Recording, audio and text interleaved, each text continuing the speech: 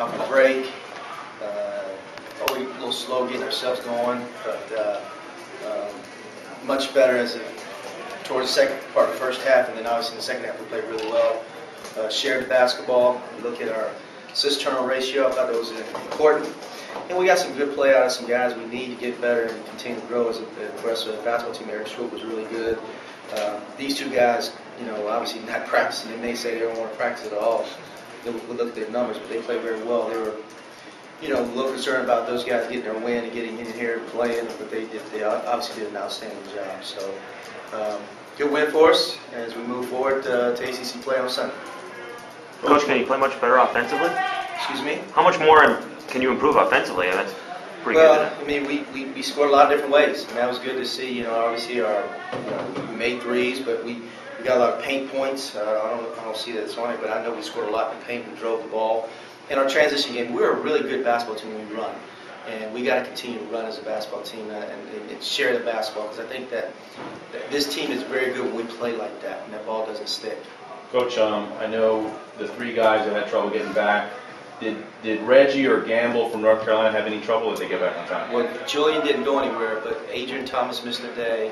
Darius and Mike Summy drove Darius back from North Carolina. It was like a 15 and 16-hour trip. They were jammed up in North Carolina, South Carolina game, so they missed a day or two of practice. So we had those two guys from North Carolina really struggled. AT was visiting grandparents in North Carolina, Jacksonville. So AT was in North Carolina, missed a day. Julian didn't go anywhere. He stayed here. And Reggie? Reggie got out. He got out. Surprisingly, he was up, western part of the state, which didn't get as much snow, and he was able to catch his flight from Greensboro. Okay. And then how much did you do during the break, basketball-wise? Anything? One day workout. What? One day workout here? No. In New York? Yeah. Where'd you go? I went to Hoopers Town, Montgomery. Okay. Where he lives, there's none of the parks. He got nowhere. Outdoor, right? So I'm trying to figure where he went. What about you? Did you able to get any work? One day in New York, I was able to go to my high school, worked out one time. And how frustrating was it not being able to get back and being snowed in and all? It was really frustrating, man. Me and Durand, we found a way, man. We was just having fun together, just saying, we just got to find a way to get down there. How long, sort of take us through, the flight was delayed, canceled, you tried to get another flight? Talk us through sort of what happened and what you did to try and get back here, all those steps that it took.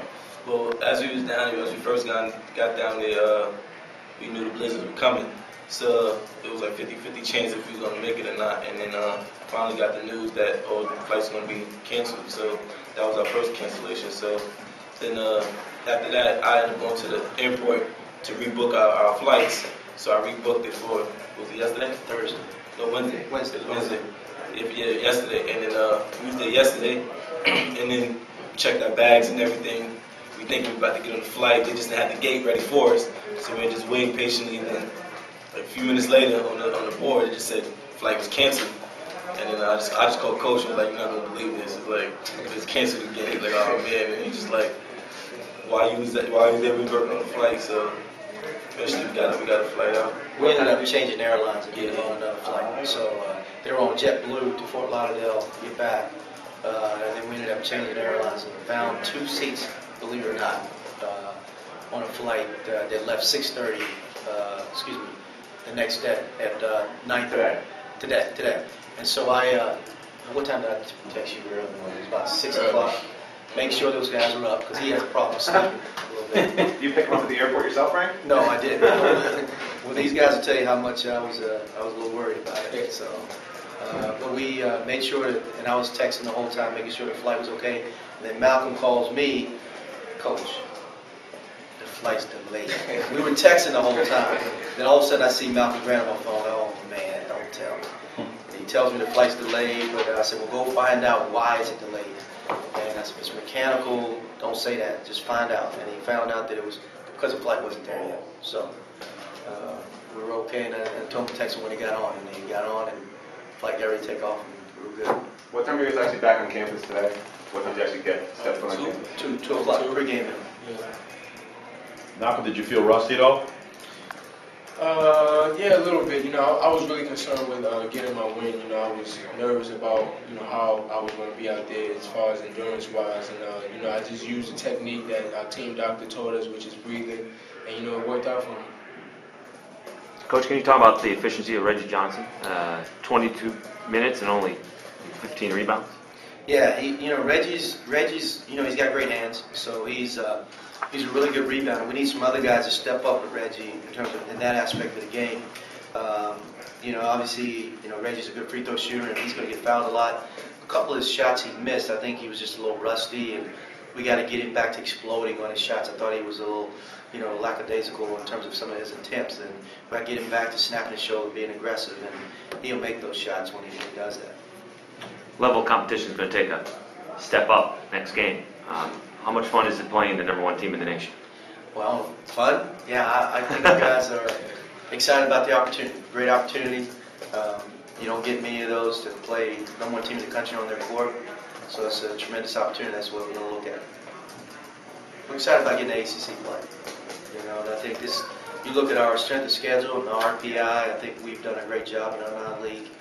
I think we're second in the league behind Duke, I think, in strength of schedule. Third in the league. I don't know strength of schedule. But RPI we're third. RPI third. So we're in good shape going into league play, and I'm excited about that. And Malcolm, talk a little bit about that challenge you got to do. How do you, what strategy or what's your outlook coming into that game Sunday night? Well, we haven't gone over the strategy yet, but I'm sure Coach is going to come up with something slick. But, it's a great opportunity for us. Like Coach said, we're playing a #1 team in their arena. And we're excited about ACC play. It's the first game for us. And, we're just going to go in there with our mindset and just try to come out with a win. This is what, Eric's first start? Yes, he started 2 games out in Vegas, and Eric is coming. I mean, he's getting better and better. I know he's a little undersized, but I've played guys like that at the 4 spot. I've been around guys we played. P.J. Tucker was one of the better ones we heard in Texas.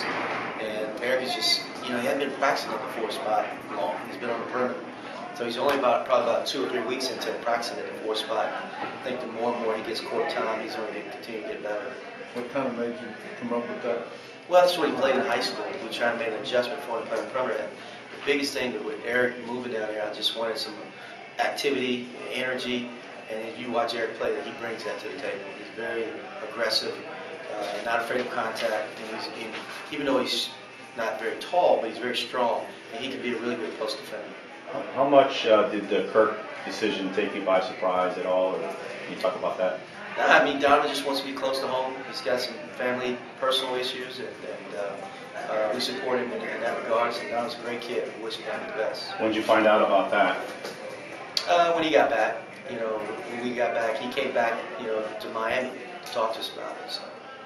Can you comment on Mike Krzyzewski passing Dean Smith, #2 now on the all-time? What's it mean for you? You said it'd be a great challenge. What's it for you personally to go up and up against someone like that? Well, I have so much respect for Coach and what he's done for the game. I think if you, I heard Dick Vitale say this the other night, and he may be true in this regards in saying that in all sports, basketball, football, baseball, he may be the best coach in the game. And just a tremendous opportunity. I mean, I grew up in North Carolina, so I have a lot of passion.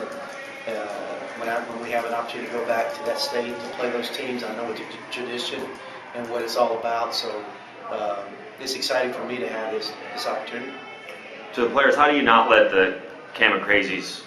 So I guess the students may not be there. That may not stop It's going to anybody. be crazy. So how do you stop that? I mean, I've never been there. So how do you guys, think and communicate when they're going nuts?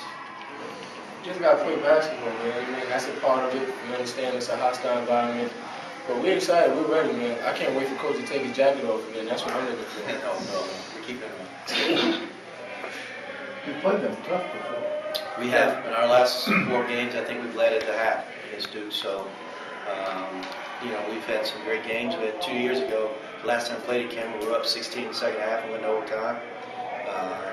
Jack hit the shot, sent it overtime, and just a nip and tuck game down the wire. And so we've had some really good games against Duke. Hopefully it's a good one on Sunday. So as you finish up the preseason, so to speak, the pre-ACC schedule, what do you think you're doing well as a team, and what do you need to work on as the ACC season starts? Well, we've continued to get better with our defense, and I think that was the goal. We, out in after Central Florida, I thought our defense let us down that game, but we had actually played pretty good defense over here, and then I think we got back to that during this last couple games. And I think we're sharing the basketball much better. Our crispness on the offense has gotten a lot better. We're a good shooting team, but I think we've got to be a balanced team and scoring inside and out. Yeah, not to be Mr. Negative here, but I know you've had some problems starting off in January in conference play, cutting off to slow starts.